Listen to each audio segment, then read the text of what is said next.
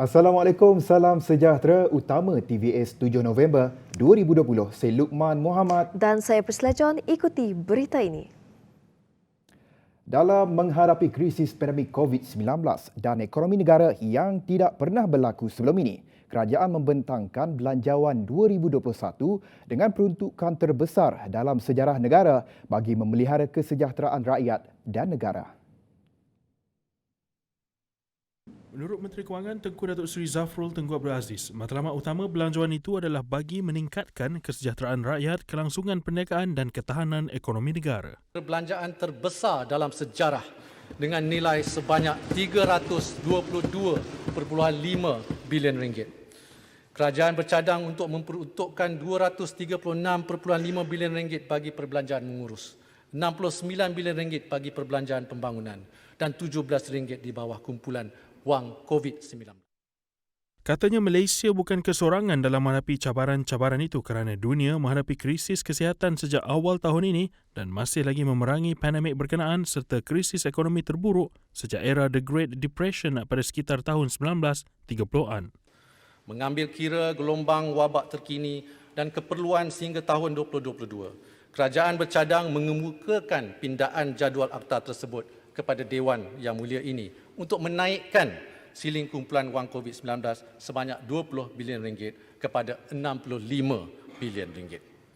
Tujuan utamanya adalah untuk membiayai pakej kita prihatin, bantuan tambahan bagi kesejahteraan rakyat, keperluan barisan hadapan dan juga perolehan vaksin. Beliau berkata demikian semasa membentang belanjawan sulung Kerajaan Perikatan Nasional itu pada Jumaat. Sementara itu, bagi Ketua Menteri Sarawak, Datuk Petinggi Abang Johari Tunopeng, Belanjawan 2021 yang dibentangkan diagihkan secara adil kepada rakyat.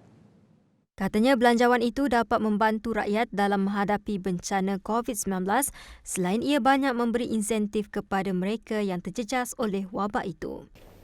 Saya juga mengucap terima kasih kerana ada peruntukan diberi kepada negeri Sarawak, iaitu peruntukan infrastruktur yang berjumlah 4.5 bilion dan juga telah memberi balik peruntukan untuk NCR, penyukatan NCR.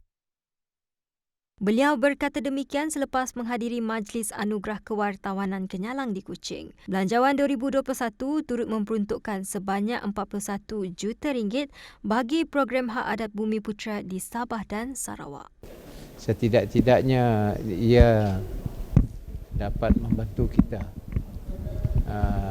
dalam kita menghadapi cabaran yang agak sukar disebabkan oleh penularan COVID-19.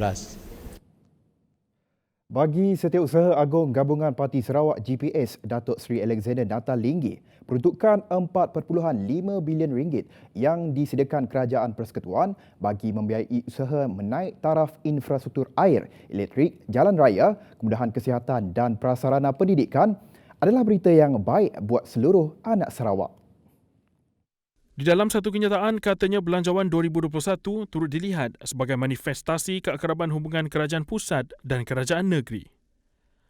Kata Nanta, peruntukan itu bakal dimanfaatkan untuk penyediaan infrastruktur dan prasarana, khususnya sistem perhubungan seperti jalan raya, terutama di kawasan pedalaman dan luar bandar. Ini juga tentunya membantu mewujudkan peluang pekerjaan baru yang mampu memberi banyak manfaat kepada penduduk serta kemajuan setempat.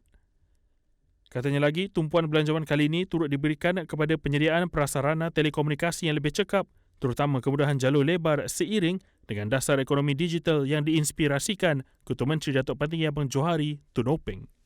Nanta juga merasakan peruntukan itu adalah wajar tatkala negara sedang berjuang melawan pandemik COVID-19 sejak bulan Mac yang lalu. Polis Diraja Malaysia PDRM menzahirkan penghargaan terhadap peruntukan 17 bilion ringgit kerajaan kepada Kementerian Dalam Negeri KDN bagi sektor pertahanan negara dan ketenteraman awam. Ketua Polis Negara Tan Sri Abdul Hamid Bado berkata agihannya akan dimanfaatkan sepenuhnya demi memperkasa penyampaian perkhidmatan kepada masyarakat. Selain itu, menurutnya, pemberian RM500 secara one-off kepada 40,000 pesara polis yang menerima pingat jasa pahlawan juga adalah satu bentuk penghargaan dan pengiktirafan kepada pengorbanan dan bakti mereka selama ini. Abdul Hamid berkata PDRM akan memastikan peruntukan yang diberikan kerajaan dalam belanjawan berkenaan dioptimumkan demi kemaslahatan rakyat dan kesejahteraan negara.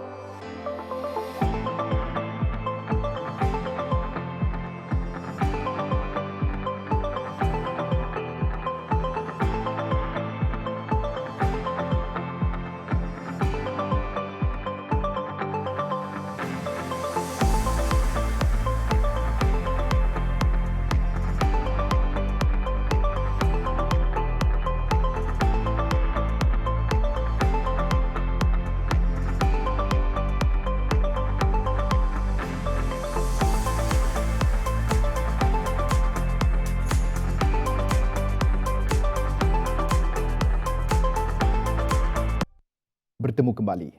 Pengurangan kadar caruman minimum KWSP daripada 11 kepada 9% sepanjang 2021 disambut baik rakyat. Begitu juga pengumuman yang dinantikan ramai iaitu kemudahan pengeluaran KWSP daripada akaun 1 secara bersasar sebanyak RM500 sebulan dengan jumlah sehingga RM6,000 untuk 12 bulan.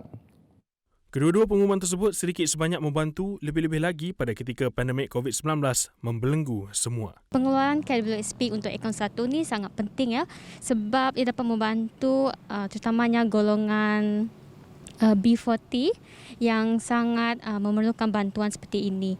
Dan ini dapat membantu mereka mengurangkan beban mereka terutamanya dalam perbelanjaan seharian. Mengenai peluang pekerjaan jana kerjaya pula, Fardin Davachi berpendapat graduan universiti dapat memanfaatkan peluang ini kerana golongan ini selalunya sukar untuk mencari peluang pekerjaan. Bagi pendapat kami lah, sektor peluang pekerjaan tu memberi banyak manfaat kepada siswa-siswa yang baru habis graduate. Contohnya, kebanyakan pelajar-pelajar yang habis graduate-nya kekurangan macam pencarian tempat kerja. So kesiannya dapat macam memberikan peluang kepada pelajar-pelajar yang baru habis graduate. Di sampingnya juga dapat mengurangkan kadar pengangguran di Sarawak. Berhubung pemberian one-off RM500, kata Amo Arnold, ini merupakan bayaran yang sangat ikhlas daripada pihak kerajaan untuk menghargai Barisan Hadapan. Kami berasa inilah satu bayaran yang sangat ikhlas, sangat baik dari pihak KKM lah kerana untuk menghargai kami sebagai Barisan Hadapan. Kerana setiap hari kami berhadapan dengan kes yang tak tentu, kes yang mungkin COVID ataupun bukan COVID. Jadi sekali lagi terima kasihlah kepada pihak KKM khususnya kerajaan. Setelah mengambil kira kes jangkitan tempatan yang direkodkan di Kuching sebanyak 151 kes dalam tempoh 14 hari yang lepas, Jawatankuasa Pengurusan Bencana Negeri JPBN Sarawak telah memutuskan untuk menguatkuasakan Perintah Kawalan Pergerakan Bersyarat PKPB. Maka Jawatankuasa Bencana Negeri Sarawak telah berbincang dengan Yang Amat Berhormat Ketua Menteri dan kami telah menilai situasi dan mengambil kira kes jangkitan tempatan yang direkodkan di daerah Kuching ini, iaitu dalam tempoh 14 hari yang lepas seperti saya sebut tadi, total kesnya 151. Maka masa telah tiba untuk menguatkuasakan Perintah Kawalan Pergerakan Bersyarat bagi daerah Kuching yang akan dilaksanakan mulai 9 November hingga 22 November 2020, iaitu dalam tempoh 14 hari. Kata Pengerusi JPBN Sarawak, Datuk Amar Douglas Ugambas, pergerakan rentas negeri dari Semenanjung, Sabah dan Labuan tidak dibenarkan kecuali dengan kebenaran PDRM. Manakala bagi pergerakan rentas daerah dalam negeri Sarawak pula dibenarkan kecuali keluar dan masuk ke daerah Kuching. Sarawak hari ini merekodkan sebanyak 25 kes positif. Kesemua kes adalah di daerah Kuching dan ini menjadikan jumlah keseluruhan kes positif di Sarawak meningkat kepada 985 kes. Jumlah kluster yang masih aktif di Sarawak kekal 6 iaitu kluster Baki, kluster Seladah, kluster Green Hill, kluster Wisma Sabekas, kluster Pak Arnab dan kluster Putra. Sementara itu, Menteri Kanan Kluster Keselamatan Datuk Seri Ismail Sabri Yaakob turut mengumumkan pelaksanaan PKPB di seluruh negeri di Semenanjung kecuali Pahang, Perlis dan Kelantan berkuat kuasa selama 4 minggu bermula 9 November hingga 6 Disember 2020. Timbalan Ketua Menteri Datuk Amawang Tengah Ali Hassan telah mengadakan mesyuarat dua hala secara atas talian bersama Menteri dari Brunei pada pagi Sabtu. Mesyuarat tersebut membincangkan mengenai isu cas keluar masuk yang dikenakan kepada pelawat yang memasuki negara tersebut melalui pintu negara Brunei. Berlangsung hampir 2 jam, mesyuarat itu turut membincangkan mengenai isu pandemik COVID-19, imigresen, perdagangan dan lain-lain. Mesyuarat itu dihadiri oleh Menteri di Jabatan Perdana Menteri dan Menteri Keuangan dan Ekonomi Dua Negara Brunei Darussalam, Datuk Seri Dr. Awang Muhammad Amin Liu Abdullah dan Menteri Hal Ehwal Luar Negeri Dua Negara Brunei Darussalam, Datuk Seri Awang Irwan Pihin, Datuk Pekerma Jaya Muhammad Yusof. Turut serta Timbalan Menteri Pengangkutan Malaysia merangkap Ahli Parlimen Limbang Hasbi Habibullah, Menteri Muda Pemodenan, Pertanian Tanah Adat dan Pembangunan Wilayah Dr. Abdul Rahman Ismail dan Ahli Dewan Undangan Negeri Adun Batu Danau Paulus Palu Gumbang dan pegawai kerajaan yang lain. Kerajaan akan mula membuat tempahan awal vaksin COVID-19 menerusi peruntukan berjumlah lebih 3 bilion ringgit dalam belanjawan 2021.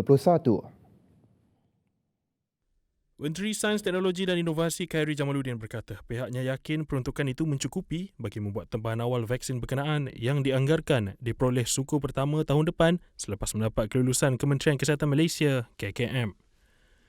Khairi merupakan pengerusi bersama Jawatankuasa Jaminan Akses Vaksin COVID-19.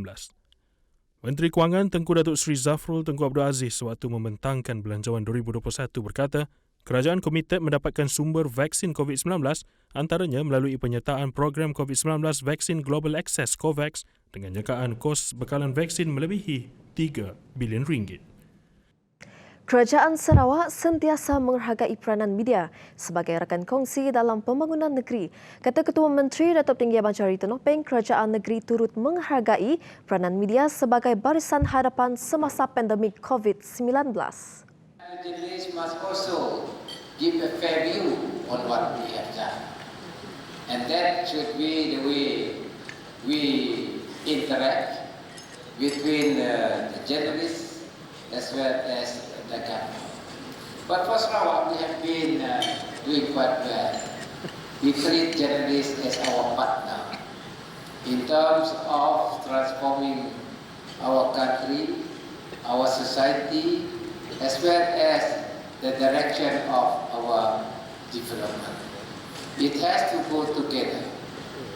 For that, Sarawak has benefited from that collaboration amongst us.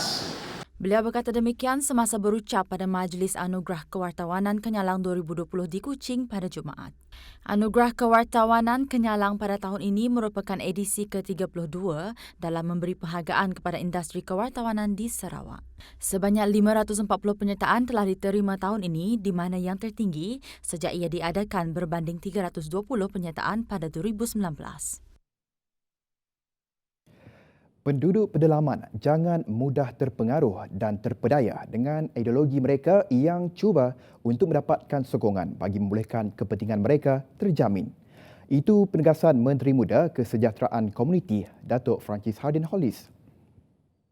Katanya pihak pembangkang tidak memiliki sebarang perancangan utama ataupun master plan untuk membangunkan Sarawak. Berbeza dengan kerajaan gabungan Parti Sarawak GPS yang mempunyai perancangan yang tersusun dan diyakini. Segala perancangan juga boleh dilaksanakan dengan pengurusan kewangan yang mantap secara inklusif dalam mengambil kira keperluan utama penduduk di kawasan pedalaman yang majoritinya dari Bumiputera kaum Iban. Bertemu kembali. Anggota keluarga memainkan peranan penting melindungi keluarga masing-masing daripada bahaya COVID-19 selain bertanggungjawab membendung penularan pandemik itu dalam komuniti.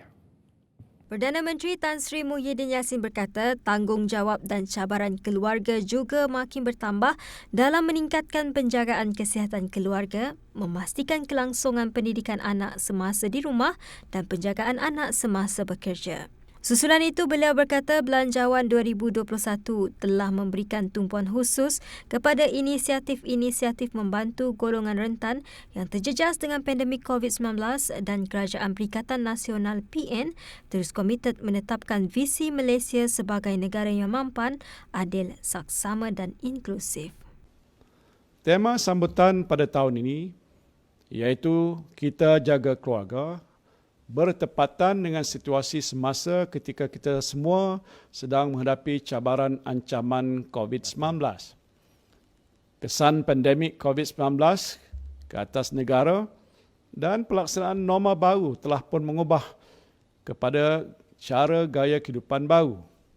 Kerajaan akan terus berusaha untuk meringankan beban kos sara hidup rakyat dan menyediakan program perlindungan sosial yang komprehensif untuk memastikan golongan rentan dan berpendapatan rendah tidak tertinggal daripada arus pembangunan negara. Beliau berkata demikian dalam perutusan pelancaran sambutan Bulan Keluarga Kebangsaan bertemakan Kita Jaga Keluarga secara langsung menerusi Facebook Kementerian Pembangunan Wanita, Keluarga dan Masyarakat KPWKM. Kementerian Belia dan Sukan KBS memuji tindakan kerajaan yang tidak melupakan kepentingan pelaburan dalam pembangunan sukan dan persiapan atlet sukan prestasi tinggi negara. Menterinya Datuk Seri Rizal Naina Merikan dalam satu kenyataan berkata, Belanjawan 2021 yang dibentangkan merupakan usaha menyeluruh bagi pembangunan sukan berprestasi tinggi. Melalui Belanjawan 2021, kerajaan telah memperuntukkan sebanyak RM55 juta bagi meneruskan program pembangunan sukan sedia ada iaitu untuk sukan hoki, rugby, badminton dan berbasikal di samping program pembangunan atlet wanita dan isukan bagi tahun 2021 nanti. Beliau dalam masa sama memberi sepenuh keyakinan bahawa atlet-atlet kebangsaan akan terus berusaha untuk mencapai lebih banyak kejayaan buat negara di pelbagai peringkat kejohanan. Majlis Olimpik Malaysia MOM meminta kerajaan mempertimbangkan semula carangan untuk memperkenalkan skim pencen kepada Olimpian bergutan. Carangan itu tidak termasuk dalam Belanjawan 2021.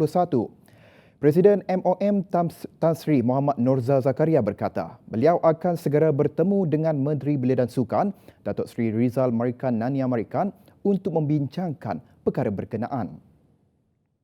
Walau bagaimanapun, MOM gembira dengan komitmen yang ditunjukkan kerajaan dalam Belanjawan 2021 yang mengambil kira pemegang taruh dalam industri sukan. Muhammad Norza berkata peruntukan RM55 juta untuk pembangunan sukan elit dan menggalakkan penyertaan wanita dalam sukan dapat membantu memperkukuhkan lagi usaha di peringkat akar umbi. Kejohanan bola sepak antara kelab Sarawak yang dijadualkan berlangsung pada tahun ini ditunda ke tahun depan. Pengelola kejohanan tersebut, Persatuan Bola Sepak Sarawak FAS, bertindak memutuskan perkara demikian berikutan kebimbangan peningkatan kes COVID-19 di negeri ini. Menurut Presidennya, Datuk Posama Jais, pihaknya terpaksa menganjakkan kejohanan terbabit pada tahun 2021 dan akan mencari tarikh sesuai. Memetik akhbar tempatan, Posa berkata objektif penganjuran kejohanan Piala Sarawak itu bertujuan untuk mengetengahkan bakat muda Sarawak yang mungkin mampu diserap ke peringkat yang lebih tinggi. Sekian saja utama TVS buat masa ini. Teruskan kesetiaan anda bersama kami di TVS. Saya Prisla John. Dan saya Lukman Muhammad. Salam hormat dan selamat malam.